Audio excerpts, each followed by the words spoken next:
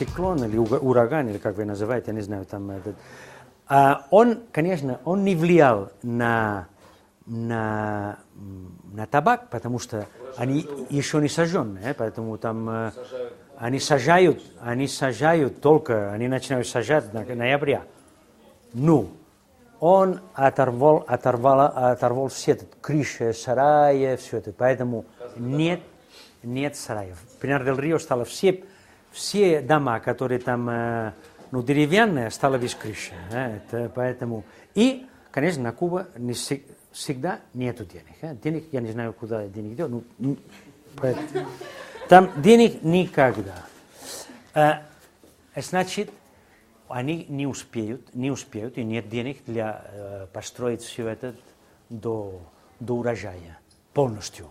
Значит, более табаку будет меньше табак, наверное, наполовину меньше, если не больше. Конечно, есть люди, это зависит.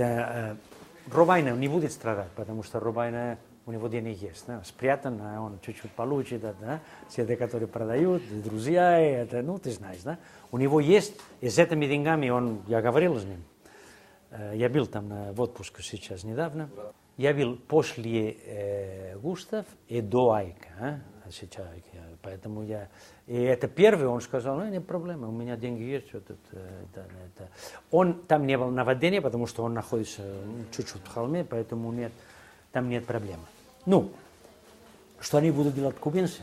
Они будут использовать табак от Волта-Рива. То есть качество попадает по качеству. Да. Это они не будут сократить количество производства, насколько у них нет. Если не хватает качества сигар, табака не будет другой, поэтому качество, конечно, будет.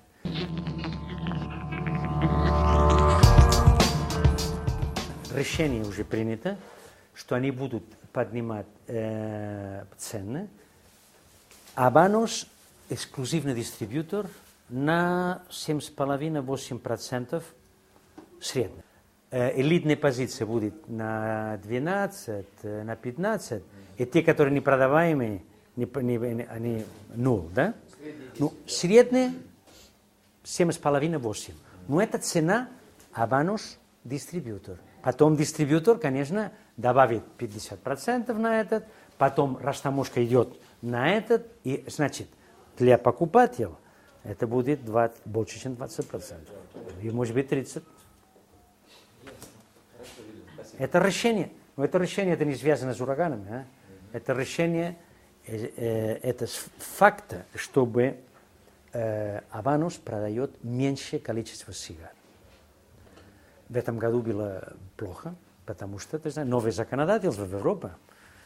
Падал Испания, падал Франция, падал Англия, страшно, на 30%. До мая Англия продала 30% меньше, чем предыдущий год. И поэтому, потому что Абанос не хочет признать, чтобы это идет вниз, они поднимаются цены, чтобы хотя бы они будут продать меньшее количество, дохода будет одинаково, чем раньше. Поэтому они стараются компенсировать. Ты понимаешь, что.